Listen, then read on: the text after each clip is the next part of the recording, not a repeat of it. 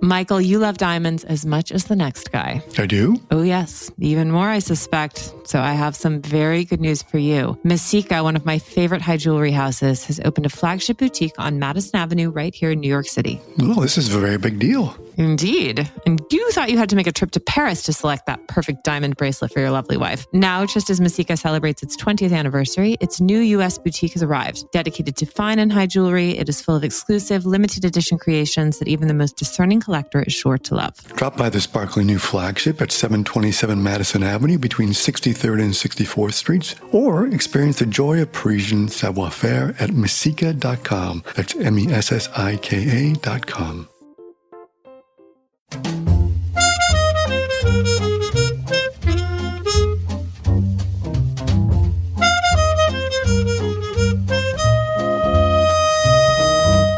Happy Saturday. It's September 20th, 2025, and you are listening to Morning Meeting. I'm Ashley Baker in Trumpified London. And I'm Michael Haney in New York City. And we are two of your airmail editors who are here to take you far away from the news of the day. But first, here's what's been happening this week. In Los Angeles, Jimmy Kimmel's show has been suspended for his comments on the killing of Charlie Kirk. In London, Trump got the royal treatment he has always craved. And in Delaware, President Macron and his wife, Brigitte, have presented scientific evidence and photographs that proves that she is, in fact, a woman. This is going to be used as evidence in their libel suit in the U.S. against Candace Owens, the right-wing influencer and blogger who claims that Brigitte Macron wasn't born a man.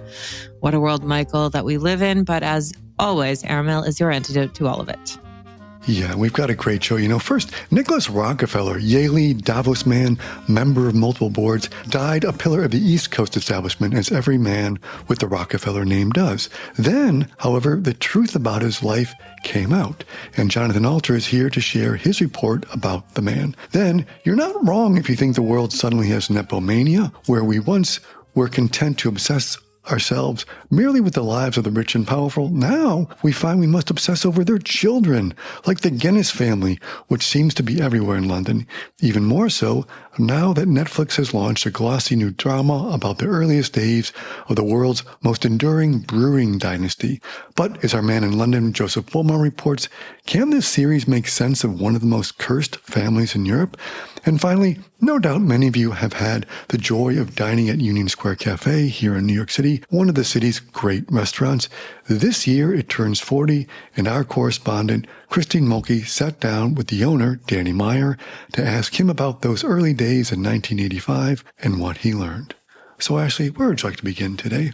Michael, in the interest of good news, let's talk to Christine Mulkey about Danny Meyer. Christine is a journalist who has covered the food and dining scene in New York City for many years. She was an editor at Bon Appetit and the New York Times, and now she's one of our writers at large. And she brings us inside the magical universe of the Union Square Cafe back in its very early days, just as the restaurant celebrates its 40th anniversary. Welcome, Christine. Thank you. Good morning. Okay, your story this week takes us back to one of our favorite places in New York City, which is the bar at the Union Square Cafe when it was in its original location on 16th Street. How has 40 years passed since that wonderful restaurant opened? Well, that's a really important question. I was just biking past 16th Street, and it's such a different world. The world that Danny Meyer embraced, there were still sort of chalk outlines of murder victims in the park when he would come in the morning. There were publishing and advertising agencies with budgets and people who ate lunch there every day. You could smoke there. And there was still not a thing that we call a foodie. So it was really a special moment in time that has just been, obliterated. But the bar still exists in a form. So when Danny Meyer opened the restaurant, he was so young. How old was he? I think he was 27. How did he get into this business? So he originally was studying journalism and politics, which for everyone who wants him to, political science, for everyone who wants him to run for mayor, there's actually a basis in fact here. And he was about to take the LSATs, and he went out with his uncle at Elio's, which is still one of his touchstone places. And he was super depressed. And his uncle was like, "Why are you so down?" He said, I'm taking this test, and I don't really want to go, past the bar or do this. He's like, "Why would you do something that you hate?" He's like, "How long are you going to be alive versus how long will you be dead?" Exactly. Don't do something you dislike. So he said, okay, and he took the test, and then he immediately went to one of those banks, the banks of the plastic bins with the free weeklies which are actually still around. And he took out one for the learning addicts, and he found the New York Restaurant School, and was on the 8th floor walk-up of a garment center loft, totally dingy. And he took himself to restaurant school because his uncle said, ever since I've known you, all you talk about is food and restaurants. Why don't you do that? And Danny was, he's like, that's not a career. It's 1984, 85 at the time. You don't take a liberal arts degree and open a restaurant. But one of the things that encouraged him at the New York Restaurant School is one of the other students was the former president of Alfa Romeo. And he was there because he wanted to open a restaurant. And he did. It was Mezzogiorno, which I don't know if you remember, but it was quite successful in the 80s. So that was the only key or sign that he had that opening a restaurant was actually a legitimate thing to do. Then he waited tables for 8 months. He worked at Pesca in what was then just labeled by New York Magazine as the Flatiron District. And he met his wife there, and he met Michael Romano, who became the chef there. And then he went to Italy and learned, and then he came back and he pounded the pavement. So, he makes it sound easy. It took 2 years from the epiphany to opening day. Was it an immediate hit? Took about 5 weeks. And one of the things that opened October 21st, and he didn't know that the Halloween parade ended at Union Square. And the Halloween parade was also very different. So they said there were shirtless men 4 deep at the bar, and someone had padlocked a 12-foot tall erection to the awning. So that was, but that took a while, and it took about 5 weeks for people really to start coming, and then they were off to the races. Here we are 40 years later, and Danny's empire extends far beyond Union Square. I mean, people around the world know him for Shake Shack, which is his burger chain. But how did he grow from Danny Myers, the 20-year-old behind one of the coolest restaurants in downtown New York, to probably one of the most successful entrepreneurs in the dining space that this country's ever produced? That's a great question. And, because there's so much history with Union Square Cafe, to just focus on that for 800 words for this story for you was really hard. I mean, to just keep the lens right there and not talk about Danny Meyer, capital D, capital M. He's smart, he's nice, he has impeccable timing, and he really built a culture. And he built a culture of service, which honestly, at the time, service in New York was still the sort of Studio 54 or, and then the son of that being kind of like Indochine, if I want you in my section, I'll put you there. But this wasn't about palming a 50 to the maitre d'. It was about making people feel welcome, feeding them well, and giving them a sense of value for their food. And that was revolutionary at the time. So I think he sort of went from one success to the other, but people followed him because they trusted him, because above all, Danny's just a super expletive, nice guy.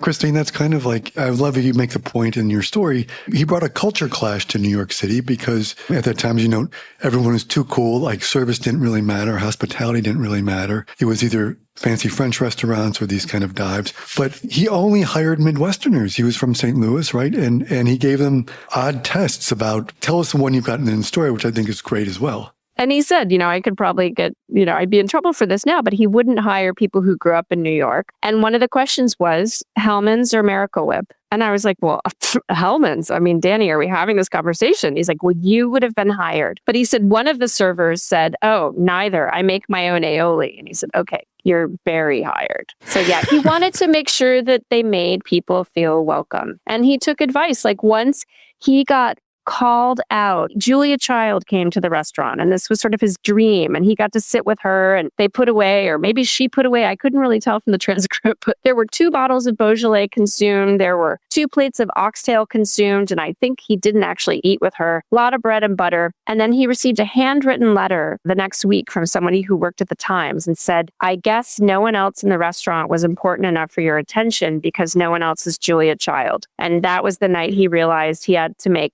sure that everybody felt special, and also end on the special table, don't start on the special table. And the people at the special table will be grateful also, because then they can just have their meal in peace. People forget how different the city was back then, but I think one of the breakthroughs that Meyer shares and that you report so well in the story is, back then he was a guy on his own eating at restaurants.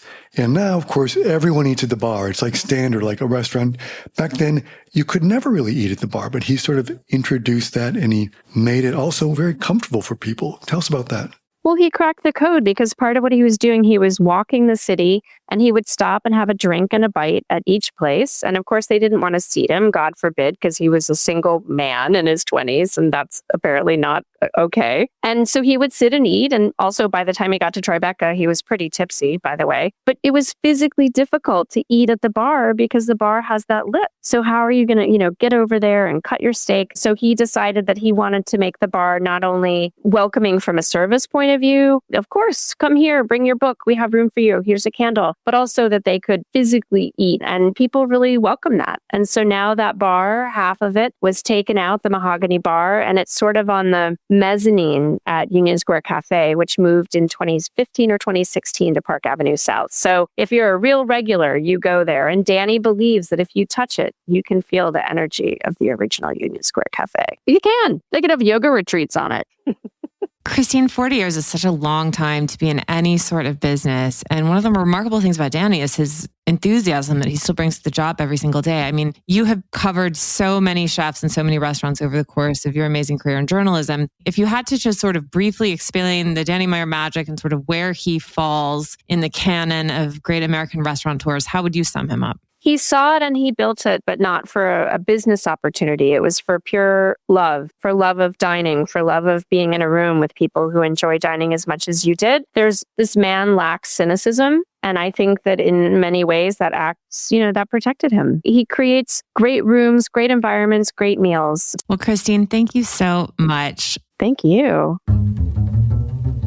Okay, well, we should probably move on to other matters. We've now figured out exactly what you should be eating, and now we will move on to what you should be drinking in the wonderful world of the Guinness family. Joseph Bullmore, who's a writer-at-large at Airmail, as well as the editor of the Gentleman's Journal here in London. Joe takes us inside the universe of this famous family that is now the subject of a new 8-part historical drama called House of Guinness that is arriving on Netflix next week. Welcome, Joe. Hello, both. Good to be here. Why are they such ripe characters to explore dramatically? I think because they've been going for such a long time and so successfully. A lot of dynasties seem to sort of flame out after 3 generations. That's usually the rule. One gets all the money, one grows it a bit, and then the third generation, the grandchildren, usually spend it all. But the Guinnesses are still going as a sort of Anglo-Irish equivalent to the Kennedys, maybe, or the Gettys, perhaps.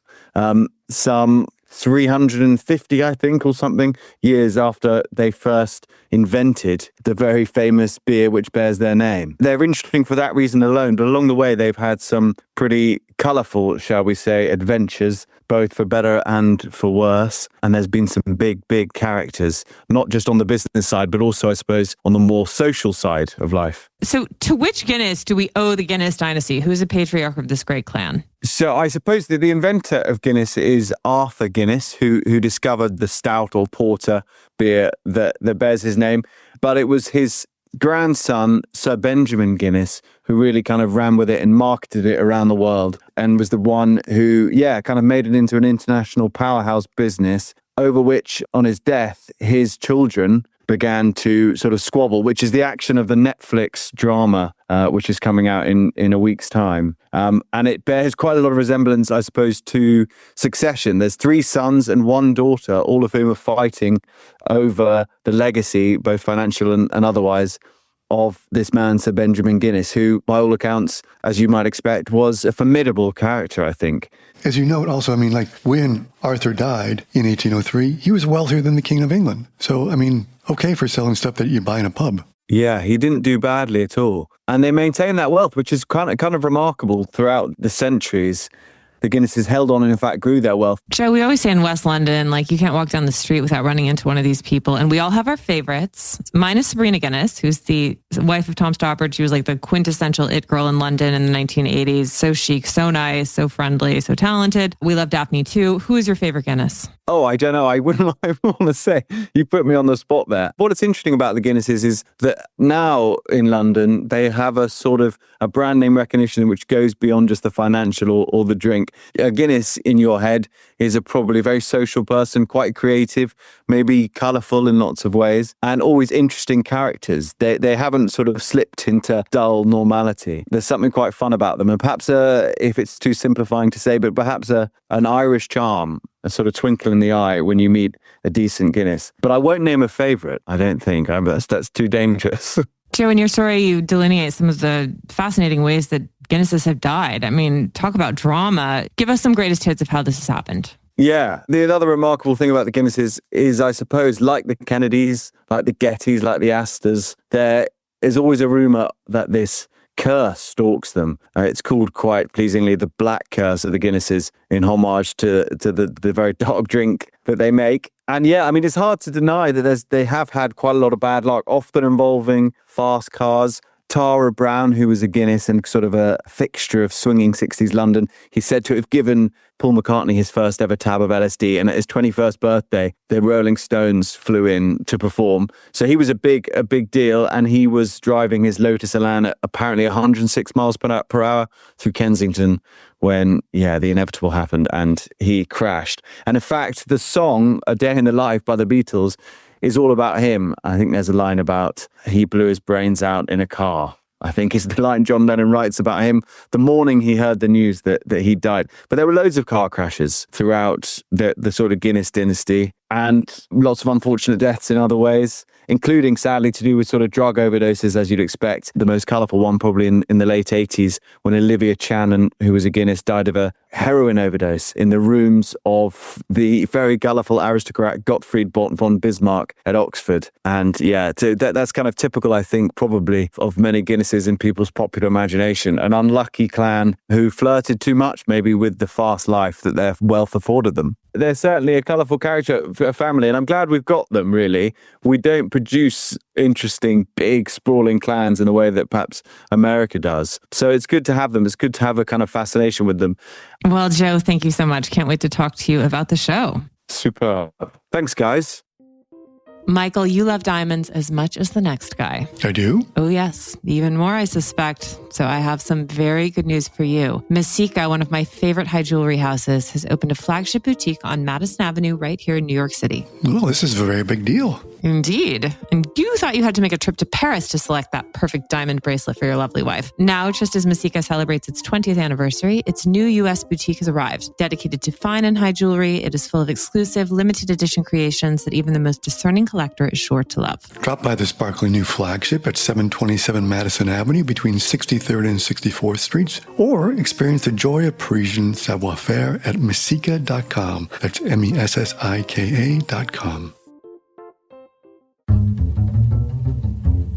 If you thought that we were done with cursed people and troubling characters, how wrong you were. We have a fascinating story about a Rockefeller. We were on an editorial call today and we were sort of asking this question, like, why are so many imposters and charlatans Rockefellers or pretending to be Rockefellers? And our story in the issue this week partially answers that question. Jonathan Alter, a journalist and the author of several books, including American Reckoning, Inside Trump's Trial, and my own, brings us inside the very strange world of Nicholas Rockefeller, a pillar of the West Coast establishment who was not exactly the man he seemed to be. Welcome, Jonathan. Thanks for having me.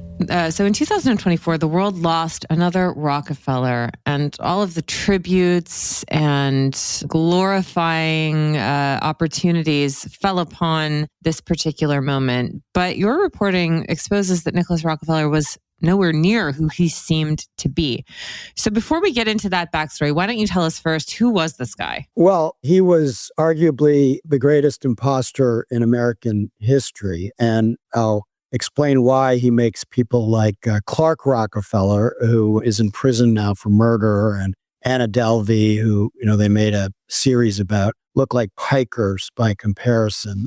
So this person, whose real name was Spiro Pavlovich, a native Plaquemines Parish in New Orleans, died last Halloween with his secret intact. And that secret was that he was not Nicholas Rockefeller, who he had been pretending to be for 40 years. So he got away with his con and he burrowed his way into the upper reaches of the American establishment, fooling even real Rockefellers until his death. And there are few, if any, imposters going back through history who basically won in the end. Now, he didn't win monetarily because his cons didn't yield as much money as some other grifters, but that wasn't really his primary ambition. He was mostly a sociopathic social climber.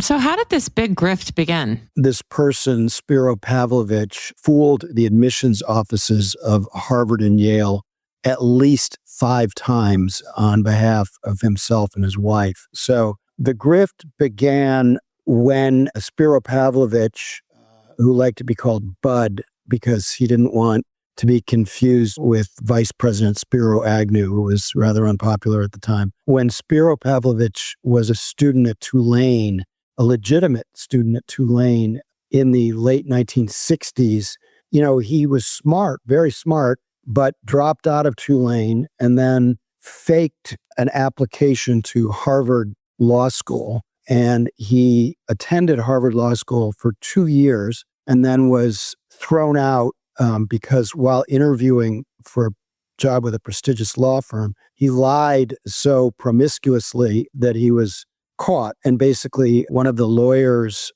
interviewing him sort of, he could believe maybe he was related to Tsar Nicholas and the other kinds of tall tales he was telling.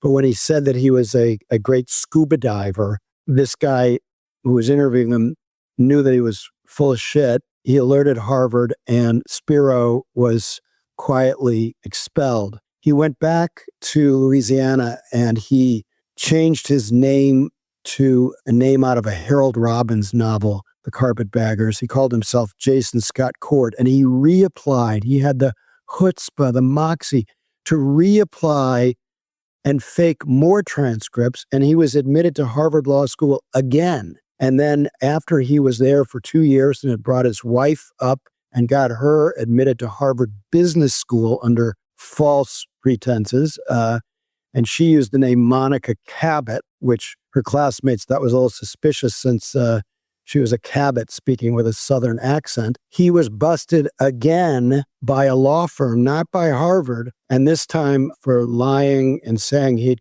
kicked the longest field goal in Southern Conference history at Louisiana State University. But this time he had applied for federally insured student loans. Harvard turned him over to the FBI and he was arrested. And that's when I came into the picture 49 years ago. I was a student at Harvard and I wrote for the Harvard Crimson, and I was trying to impress the upperclassmen who included Mad Money's Jim Cramer and Steve Ballmer, who became CEO of Microsoft, and a guy named Nick Lemon, who became dean of the Columbia Journalism School. And these were the upperclassmen I was trying to impress. So I read this little Associated Press story about this guy who had been arrested for twice faking his way into Harvard Law School. And I turned it into a long Crimson article and interviewed a lot of people who knew Spiro Pavlovich and his wife, Monette Caulfield, the Bonnie to his Clyde, and wrote this article. And then I hadn't thought of that article in literally 49 years. And this January, I got an email from a guy named Richard Painter, who's a kind of a well-known ethicist on TV a lot. And he said, "Are you the Jonathan Alter who wrote this Crimson article?" He attached it. I said, "Yeah, that was me." And he said, "We need to talk." And Richard told me that after Nicholas Rockefeller died last fall, and they couldn't find next of kin, and they started to see signs that he was an imposter, they lifted his prints from the morgue and put him into the FBI computer. And it turned out that Nicholas Rockefeller, who knew Bill Clinton and Xi Jinping and had ascended to arguably the upper reaches of the American establishment, was actually Spiro Pavlovich. Okay, so Jonathan, he's not just fooling the Harvard admissions team. I mean, he's fooling some of the most important people in this country. Give us some examples of those who fell under his spell. After he was busted a second time for faking his way into Harvard Law School, he cycled way down and became a kind of grifter, almost a garden variety grifter as he plotted his comeback. And then he faked Oxford transcripts and was admitted to Yale Law School in 1984. And then he later got his wife, who did not pose as a Rockefeller, she used a different name, admitted to Yale Law School. And he graduated And he did well at Yale Law School. But remember, by this time, he'd been to 3 years of Yale Law School and 4 years of Harvard Law School. So it's not that surprising that by the time he was at Yale, he was doing pretty well in law school. And he was also a bright guy. And so he got a clerkship with a federal judge in California who considered him. I have a letter from her to him saying that he was one of the finest clerks she ever had. And I don't want to actually tell you yet what happened to him in terms of seriously abusing and ripping off other people, because those are in part 2 and part 3 of my airmail story. But initially, pretty early on, he was able to use the fact that he was a prominent Los Angeles lawyer, Yale-educated Los Angeles lawyer, and a Rockefeller to make contacts with all different kinds of people.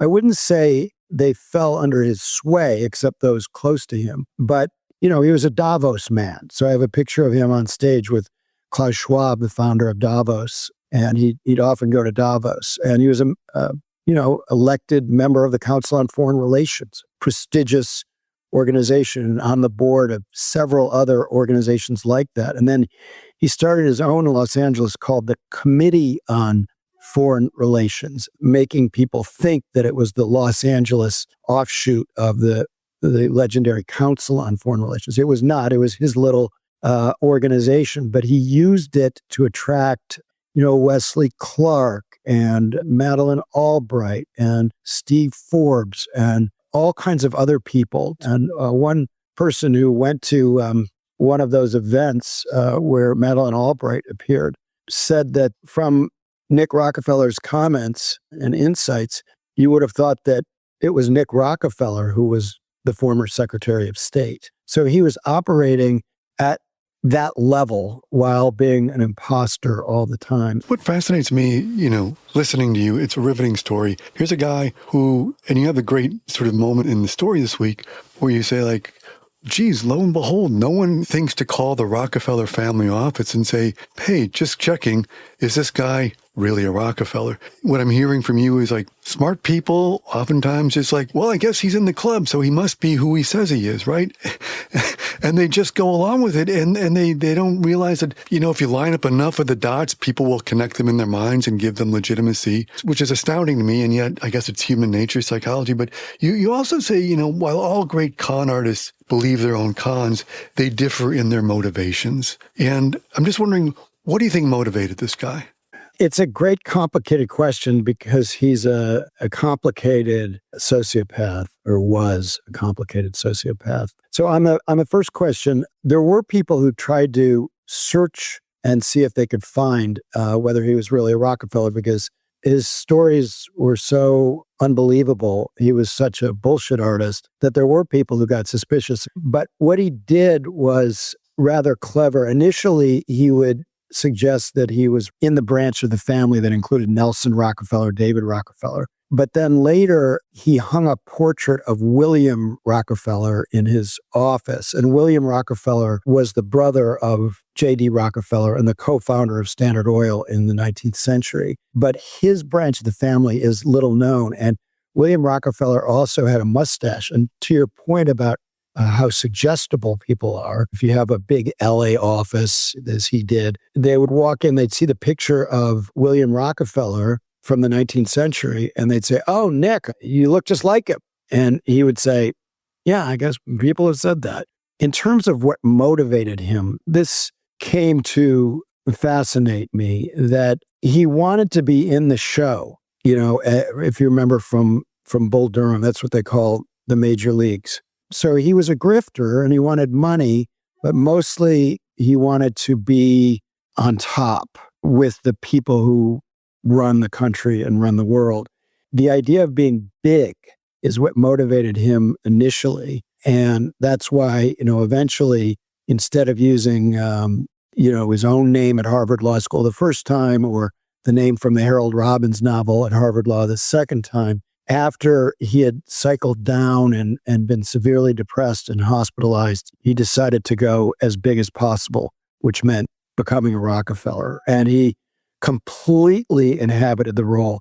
This was not a person leading a double life where he, by day he was Nicholas Rockefeller and by night he was Spiro Pavlovich. He was Nicholas Rockefeller all the time for the last 40 years. And because all great con men believe their own cons, I think he had long since come to believe that he actually was a Rockefeller.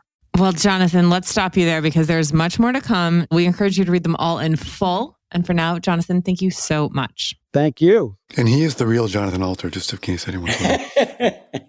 There's only one place to discover a global snapshot of the current cultural scene. Airmail's Arts Intel Report. Our international research tool for what to do and where and when to do it is user-friendly, continuously updated, and meticulously curated. Arts Intel is handy at home, on the road, and when you're planning your next trip. It also includes indispensable lists of restaurants and hotels in key cities around the world, recommended by our well-traveled experts. Explore Arts Intel at airmail.news/arts-intel, and be sure to sign up for our Week in Culture newsletter, which is published every Wednesday afternoon at airmail.news/WIC. I'm Chris Garrett, an Airmail Deputy Editor, and I never leave home without it. Bon voyage.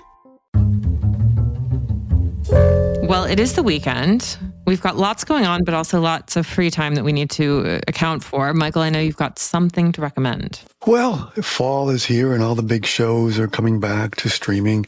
And this is the week that I think one of our shows we've liked returned, The Morning Show with Reese Witherspoon and Jennifer Aniston, streaming on Apple TV as of this week. So I've seen the first episode. I'm not, it's hard to say where the season's going to go, what's going to happen, but there's certainly laying in enough of the plot points. You've got some new people showing up this season. You got the return, though, of John Hamm and others.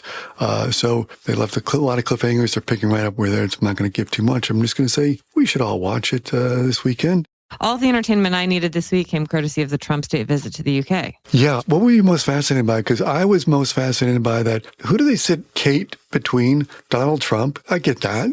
She can charm him. And then Tiffany, Trump's husband. In the UK, we call that hard work.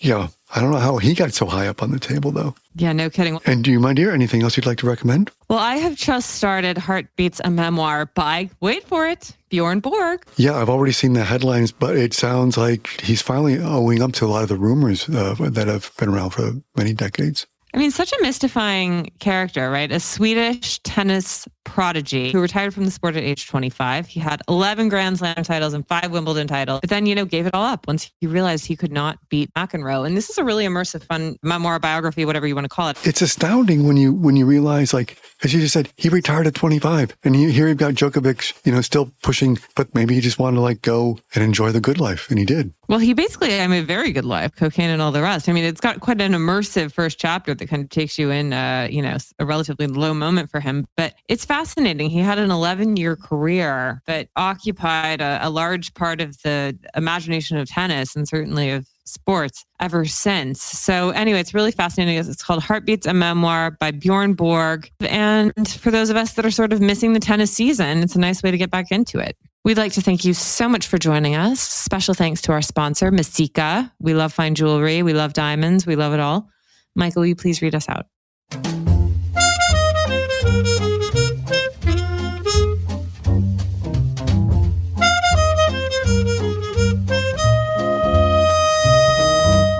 Morning Meeting is produced by Airplay Productions and edited by Jesse Cannon. Our coders are Graydon Carter and Alexander Stanley. Our chief operating officer is Bill Keenan, and our deputy editors are Ashley Baker, Chris Garrett, Nathan King, Julie Vitale, and Ash Carter. Our CMO is Emily Davis, and our music supervisor is Randall Poster. Our theme music is The Cute Monster by the Buddy Collette Quintet. A new edition of Airmail is published every Saturday, so please subscribe and enjoy all of our stories on airmail.news, which we update every day. You can also find us on Twitter and Instagram at Airmail Weekly. We will be back here next Saturday with another edition of Morning Meeting, but in the meantime, be sure to subscribe at Spotify or Apple Music. But most of all, thanks again for joining us.